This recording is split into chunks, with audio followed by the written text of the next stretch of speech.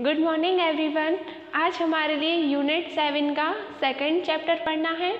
Second chapter की previous class में हमने देखा था कि डीएनए मॉलिक्यूल का स्ट्रक्चर किस टाइप से होता है और वाटसन और क्रिक ने उसका जो डबल हेलिक्स मॉडल दिया उसका किस टाइप से स्ट्रक्चर था और हमने डीएनए के टाइप्स को भी पढ़ा। अब हमारे लिए ये पढ़ना है कि आपको पता है कोई भी जेनेटिकली मटेरियल हो उससे अपने नंबर को इंक्रीज़ करना पड़ता है, अपने नंबर को बढ़ाना पड़ता है। सेम यही प्रॉपर्टी जो है वो डीएनए में होती है।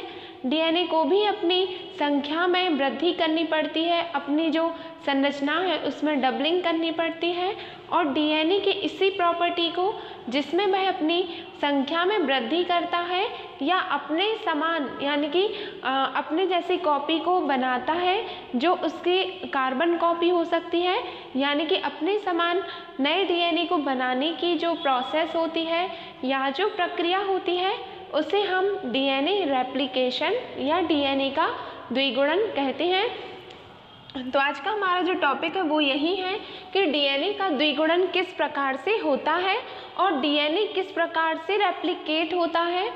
अब सबसे पहले हमें ये बहुत ही इम्पोर्टेंट होता है समझना कि डीएनए रेप्लिकेशन का सिग्निफिकेंस क्या है, यानी कि क्यों इतना इम्पोर्टेंट है कि हम इसे पढ़ रहे हैं।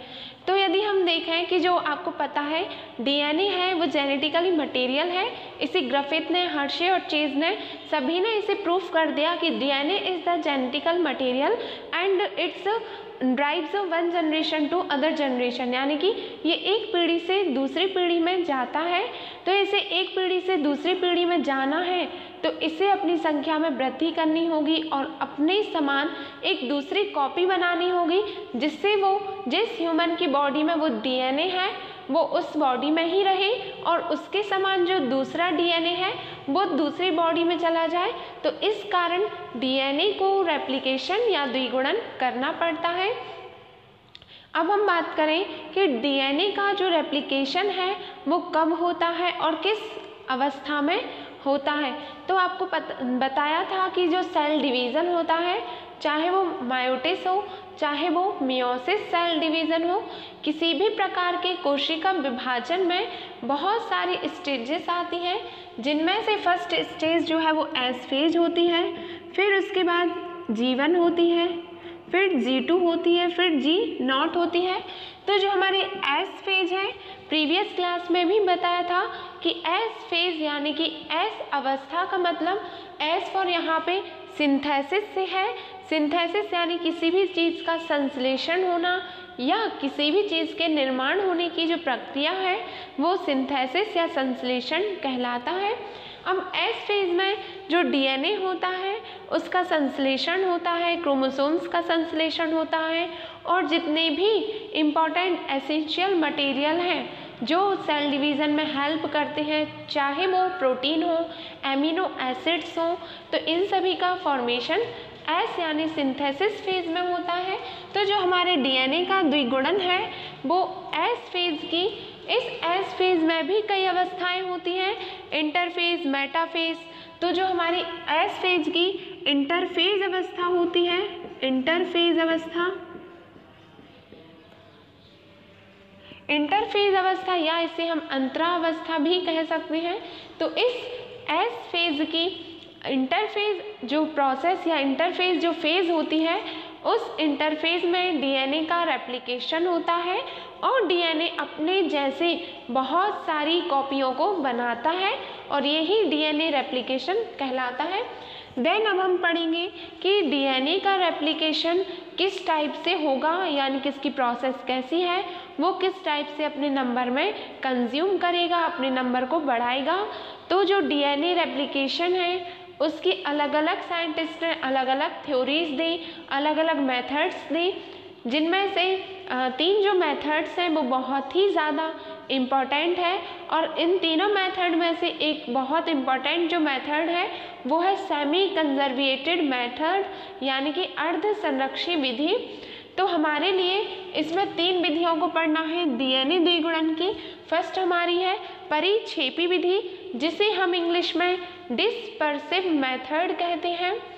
सेकंड है हमारी पूर्ण संरक्षी विधि जिसे हम कंजर्वेटिव मेथड कहते हैं, और जो थर्ड है वो है अर्ध संरक्षी विधि, जिसे हम सेमी कंजर्वेटिव मेथड कहते हैं। तो हमें इन तीनों मेथड्स को बहुत ही ब्रीफ में पढ़ना है और इसे डायग्रामेटिक फॉर्म में भी देखेंगे। तो सबसे पहले यदि हम बात करें परिक्षेपी विधि या डिस्पर्सिव की, तो यहाँ पे एक बेसिक मीनिंग यदि हम देखें कि डिस्पर्सिव का मीनिंग क्या है, तो डिस्पर्सिव यानी बहुत सारे पीसेज में टूटना, बहुत सारे टुकड़ों में विभक्त होना। तो यहाँ पे सबसे पहले हम एक प्रेफरेंस में एक पैतृक डीएनए या पेरेंटल डीएनए को लेते हैं। ये हमारी पेरेंटल डीएनए या मैटरनल डीएनए की कॉपी है। तो ये हमारा जो डीएनए है, इसी डीएनए की कॉपी को हमें देखना है कि ये डीएनए किस प्रकार से कॉपी बनाएगा। तो यहाँ पे सबसे पहले है पेरेंट डीएनए का मॉलिक्यूल। आपने इसमें 2 स्ट्रैंड दिखाई दे रही हैं, ये दोनों स्ट्रैंड। तो ये जो स्ट्रैंड है, पहले भी बताया था कि डीएनए हमेशा 2 न्यूक्लियोटाइड चेन्स का बना होता है, और ये जो चेन्स हैं इन्हें हम स्ट्रैंड कहते हैं, स्ट्रैंड। तो एक ये स्ट्रैंड हो गई और एक ये वाली स्ट्रैंड हो गई, ये हमारा डीएनए हो गया। तो जब ये रेप्लिकेट करेगा या रेप्लिकेशन करेगा या अपनी कॉपी बनाएगा, तो सबसे पहले हम डिस्पर्सिव मेथड से देखेंगे कि डिस्पर्सिव मेथड से इसकी कैसी कॉपी बनेगी।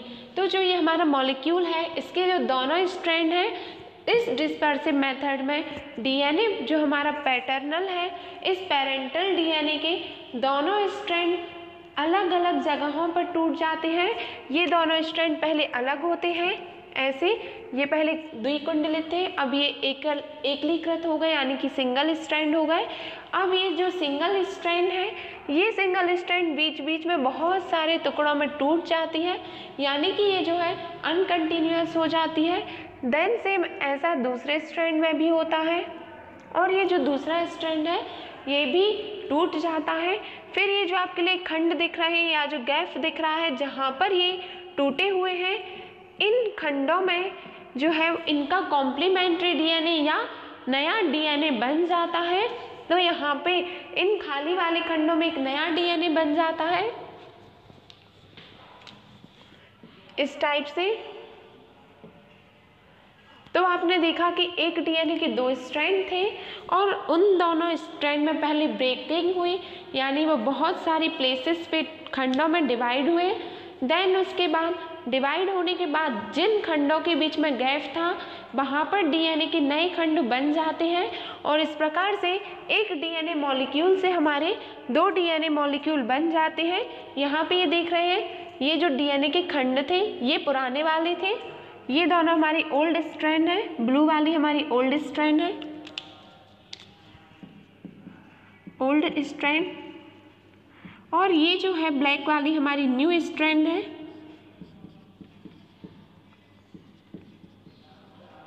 तो यहाँ पे जो न्यू और ओल्ड स्ट्रैंड है वो मिक्स होके 2 डीएनए बनाते हैं, और इस प्रकार से जो डीएनए है उसकी डबलिंग हो जाती है, और इस मेथड को हम डिस्पर्सिव मेथड या परिक्षेपी विधि कहते हैं, जिस विधि में डीएनए पहले टुकड़ों में डिवाइड हो जाता है, फिर इन टुकड़ों में एक नया डीएनए बन जाता है, और इस प्रकार एक डीएनए के मॉलिक्यूल से 2 डीएनए के मॉलिक्यूल बनते हैं।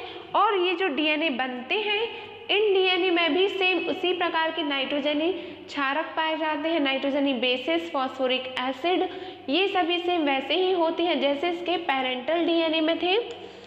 अब यदि हम बात करें कि जो हमारी डिस्पर्सिव मेथड है वो किसने दी, तो डिस्पर्सिव मेथड का जो डिस्क्रिप्शन है या जो डिस्पर्सिव मेथड है वो डेल ब्रुक ने दी।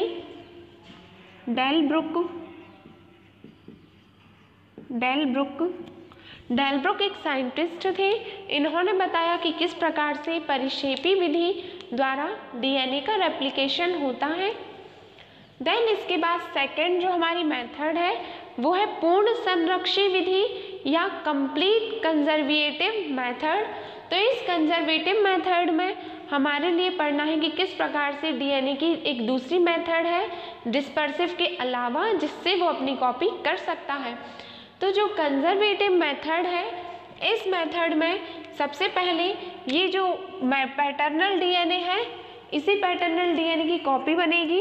तो ये जो पैटर्नल डीएनए होता है, इसका ये एक जो डीएनए है वो पूरा का पूरा सेम ही रहता है, यानी कि इस वाली मेथड में डीएनए की दो स्ट्रैंड जो होती हैं, दोनों स्ट्रैंड अलग अलग नहीं होती, बिल्कुल भी अलग नहीं होती, यानी कि पूरी तरह से संरक्षित रहती हैं। इसी कारण इसे पूर्ण संरक्षी विधि कहते हैं, जिसमें जो पेरेंटल या पैतृक डीएनए है वो टुकड़ों में डिवाइड नहीं हुआ, ना ही उसके जो दोनों स्ट्रैंड थे वो अलग अलग हुए। बस यहाँ पे डिफरेंस इतना आ जाता है कि ये जो पैटर्नल डीएनए है ये डायरेक्ट सेम वही रहेगा, इसमें कोई चेंज नहीं होगा, लेकिन जब इसका रेप्लिकेशन होगा तो सेम इसके जैसा ही एक दूसरा डीएनए का मॉलिक्यूल बन जाता है।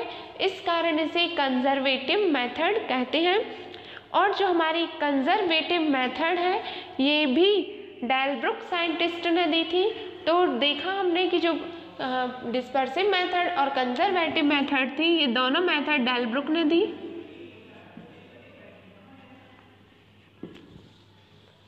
इसके बाद जो लास्ट और हमारी सबसे ज़्यादा इम्पॉर्टेंट जो मेथड है, जो एग्ज़ाम में भी पूछी जाती है और इस मेथड को हमें बहुत ही ज़्यादा ब्रीफ में पढ़ना पड़ता है, इस मेथड का नाम है अर्ध संरक्षी विधि या सेमी कंजर्वेटिव मेथड। सेमी यानी होता है आधा। मान लीजिए कोई भी एक सर्कल है, तो इस सर्कल का यदि हम इस सर्कल को दो पार्ट्स में डिवाइड करें तो इसका जो पहला पार्ट होगा वो सेमी रहेगा। इस टाइप से सेमी कंजर्वेटिव मेथड या अर्ध संरक्षी विधि, यहाँ पे हमने पूर्ण संरक्षी पढ़ा जिसमें पूरा डीएनए मॉलिक्यूल सिक्योर था, उसमें कोई चेंज नहीं हुआ। इसमें हमें अर्ध संरक्षी यानी कि आधा चेंज हो जाएगा, आधा चेंज नहीं होगा अर्ध संरक्षी विधि में। तो यही डिफरेंस है कंजर्वेटिव और सेमी कंजर्वेटिव में, इसमें मॉलिक्यूल आधा संरक्षित होगा। तो यदि हम बात करें सेमी कंजर्वेटिव मेथड की, तो इसमें जो हमारा पेरेंटल डीएनए होता है, ये हमारा पेरेंटल डीएनए का मॉलिक्यूल है। इस पेरेंटल डीएनए मॉलिक्यूल में सबसे पहले इसके जो दोनों स्ट्रैंड हैं, दोनों स्ट्रैंड पूरी तरह से अलग हो जाते हैं और अलग होने के बाद अपने अपने कॉम्प्लीमेंट्री डीएनए को चूज़ कर लेते हैं, अपने अपने कॉम्प्लीमेंट्री या समपूरक जिसे हम कहते हैं, उस समपूरक डीएनए को बना लेते हैं और इस प्रकार एक डीएनए के मॉलिक्यूल से दो डीएनए बन जाते हैं। और इस प्रकार का जो डीएनए जो नया वाला बनता है उसमें एक स्ट्रैंड न्यू रहती है और एक स्ट्रैंड जो है वो पेरेंटल रहती है। यानी कि जो डीएनए के दोनों स्ट्रैंड थे, ये वाली और ये वाली, पहले ये दोनों अलग अलग होंगे, देन इसके बाद ये अपनी दूसरी मतलब कॉम्प्लीमेंट्री को ढूंढेगा और इस प्रकार से ये भी अपने एक नए कॉम्प्लीमेंट्री को ढूंढेगा। तो आपने देखा कि दोनों स्ट्रैंड सेफ हैं, कहीं पे भी ब्रेक नहीं हुई है, इस कारण इसे सेमी कंजर्वेटिव मेथड कहते हैं। और जो सेमी कंजर्वेटिव मेथड है सभी साइंटिस्ट मानते हैं और बहुत सारे साइंटिस्ट ये भी बोलते हैं कि मेनली जो डीएनए का रेप्लिकेशन होता है वो सेमी कंजर्वेटिव मेथड से ही होता है। और जो सेमी कंजर्वेटिव मेथड है वो सबसे अच्छी मेथड मानी जाती है क्योंकि इसमें एक डीएनए पेरेंटल है और एक डीएनए जो है वो न्यू स्ट्रैंड वाला है। और ये जो अर्ध संरक्षी या जो सेमी कंजर्वेटिव मेथड है इसे वॉटसन और क्रिक ने दिया था, लेकिन इसको प्रैक्टिकली प्रूफ जो है यानी कि प्रायोगिक इसका जो सत्यापन है वो मैसेल्सन और स्टॉल ने किया था। तो इस प्रकार से हमने देखा कि डीएनए कितने प्रकार से रेप्लिकेट हो सकता है, कितने प्रकार से अपनी कॉपी को बना सकता है।